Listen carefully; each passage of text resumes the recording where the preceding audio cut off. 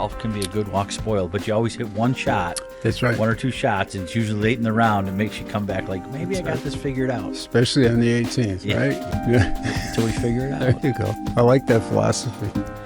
Santo Desain, a member of the class of 2024? 2023 Greater Buffalo Sports Hall of Fame. We like to sit down with past inductees and talk a little bit about what they're doing now, catch up with them, but we also want to rewind a little bit. So we're going back 3 years, and certainly a deserving honor for you. But do you remember the night? Like, how well do you remember the night? What do you remember?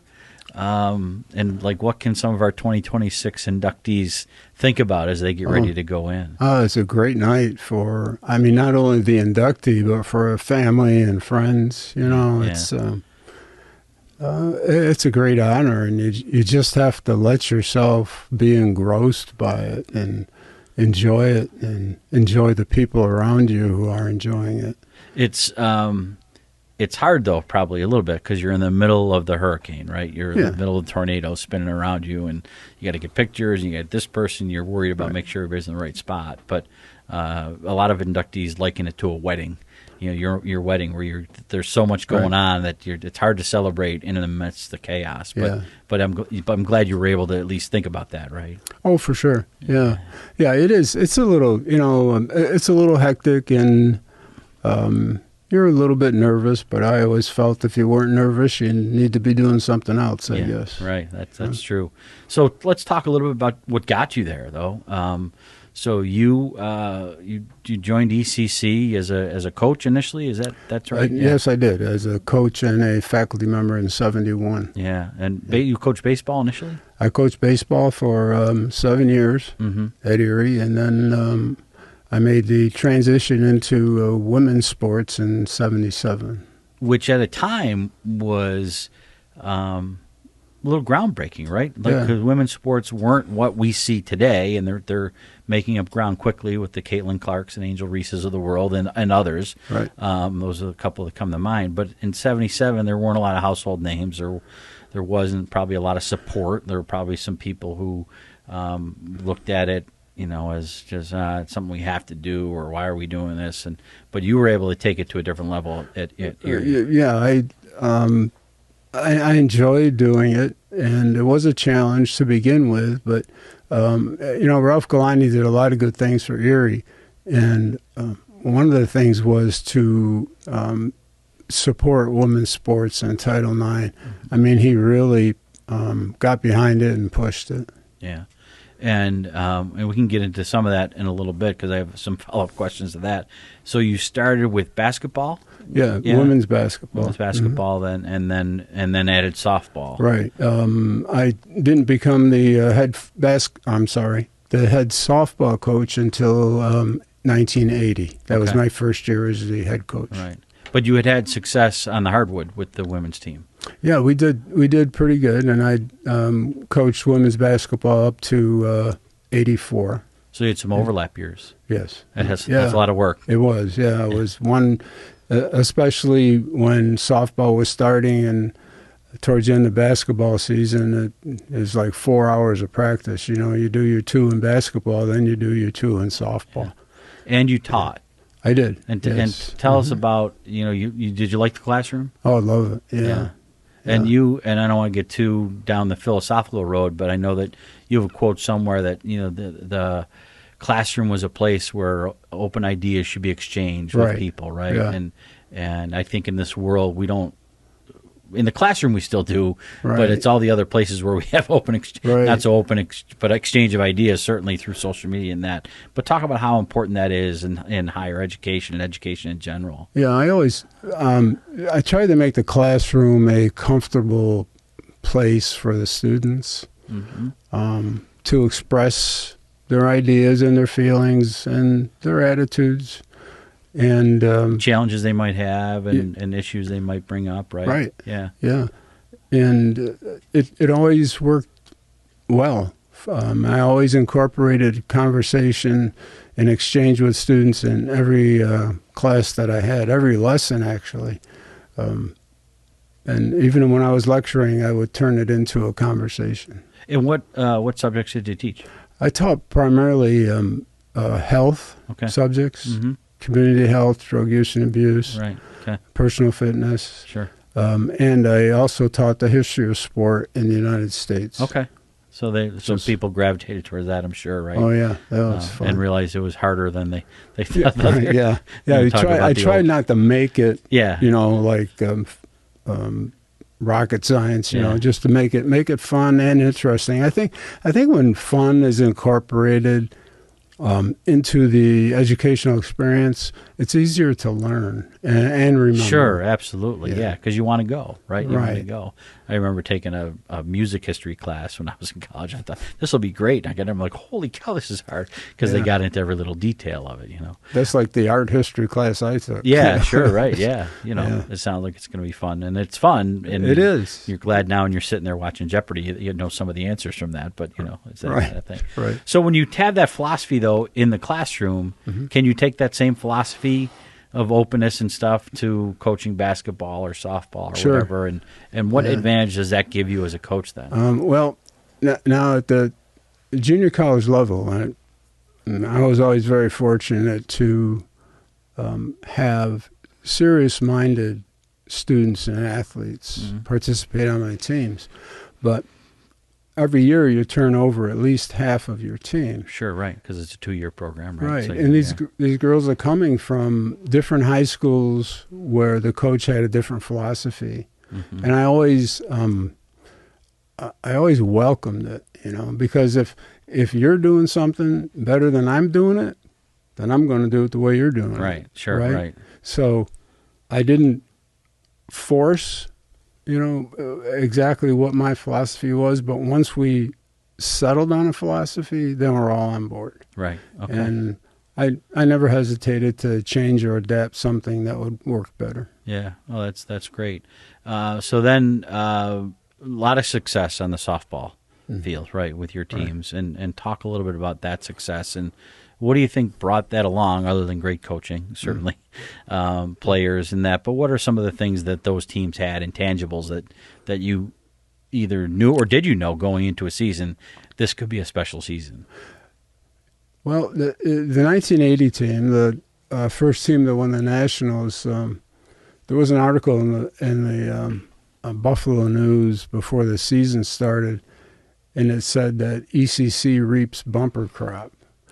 Which meant that I had a number of talented young ladies coming to Erie, had chosen Erie, for the athletic From program. where were you recruiting from? Mostly Western New York, or it's Western New York? Yeah, the 1980 team was 100% Western New York girls from Niagara Falls, Cheektowaga, Williamsville,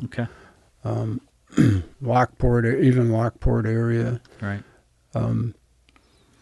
And they, as I said, they're a very, very talented group, and they meld together very well, right? And I think they recognized too what they had. Sure. Okay. And very dedicated to the sport. And that was the first of the 2 national championship teams? 1980, right? Yeah. Okay. And then in '81, we only had to play the entire season. We only had 3 returners. Right. Okay. Sally Wood rejoined us just before the regional tournament. She had suffered an injury prior to the start of the '81 season. She was our pitcher, and she came back and pitched through the regionals, the districts, and the nationals. Right. And we were able to attract young ladies from Western New York, and we had a couple of girls, one from Syracuse and one from a little town called Newfield. Okay. Where's that? Joined us. It's down the central southern New York State. Yeah. Yeah, small town. They have the oldest covered bridge in New York State. I think you're right. Newfield Covered Bridge. That's right. Yeah. Maybe one of the oldest in the country, I think, but still active. Yeah. Anyway, a little tidbit. Yeah. Yeah. Those 2 young ladies from out of Western New York joined us, but everyone else was Western New York. Yeah. Okay. And then you went on to coach and great success. And it's probably hard when you're in the middle of it to look back at your career, Right. and understand the impact that you're making, and because you're coaching, you're teaching, you've got a family, and your life outside of that. Right. It's hard to fit that in, but you do have a life outside of that, right? And but looking back on all those years, and you retired much later than that, right? So you coached. Looking back on all that, are there things you look back that fondly on, you're most proud of, that you're just really glad that those moments were part of your life? I think what I'm most proud of is my part in helping to make the tradition for women's sports at Erie. Yeah. Okay. That's that's a legacy. Yeah. That's a legacy, and you don't have to say that, but I'll say that.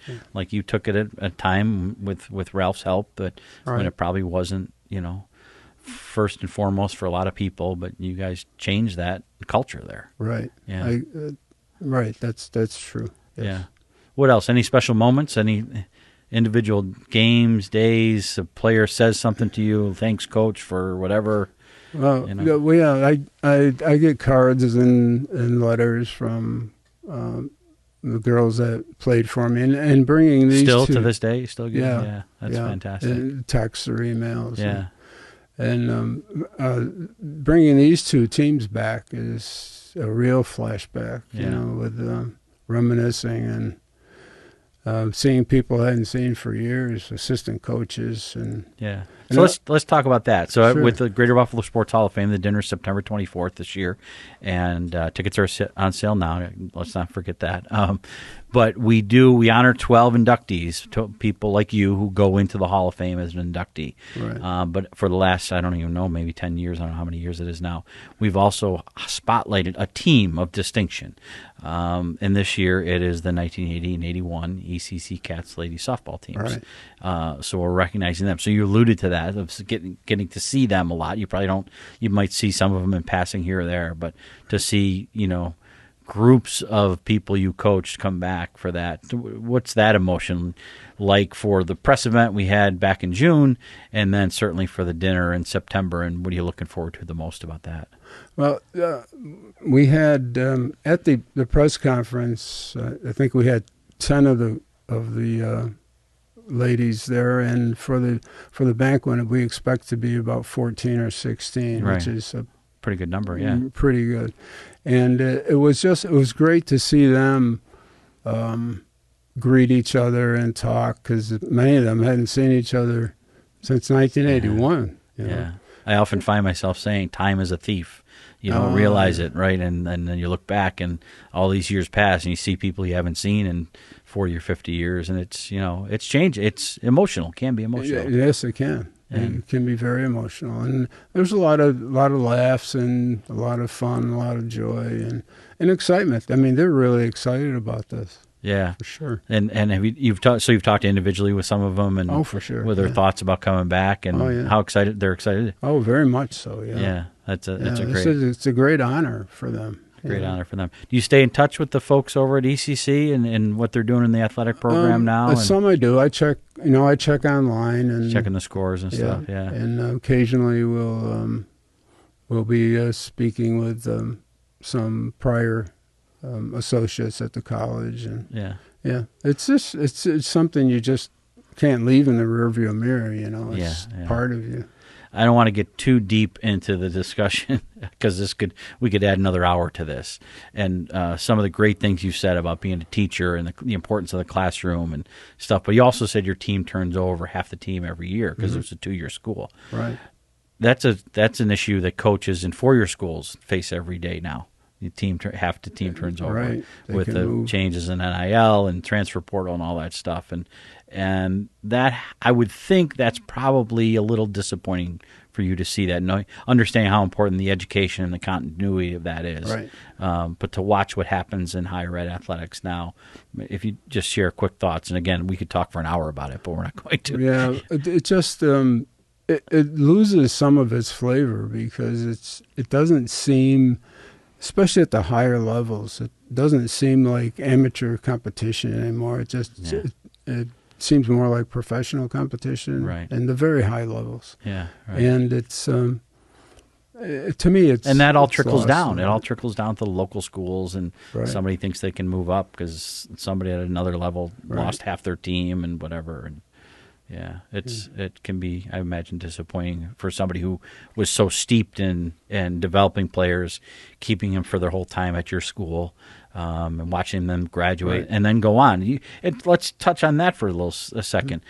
One of, I think, the great things about your teams, you had a lot of ladies graduate from the 2-year school, but Right. they didn't finish, right? They went on and played Right. at a higher level, D2, D3, and talk about the pride or the energy you got from seeing that happen as well. That's very gratifying. And if I can go back to 80 and 81 again, something that those girls did that is kind of a silent benefit for Western New York is that it created a situation where Division I, Division II coaches throughout the country concentrated Sure.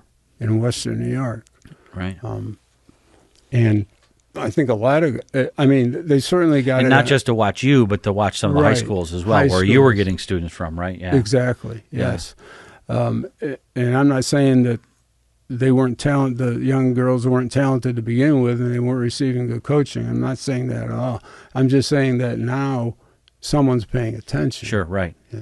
Yeah, because especially for softball, because the northern teams aren't typically hotbeds for the Right. summer sports, right? Because you're limited in your playing time.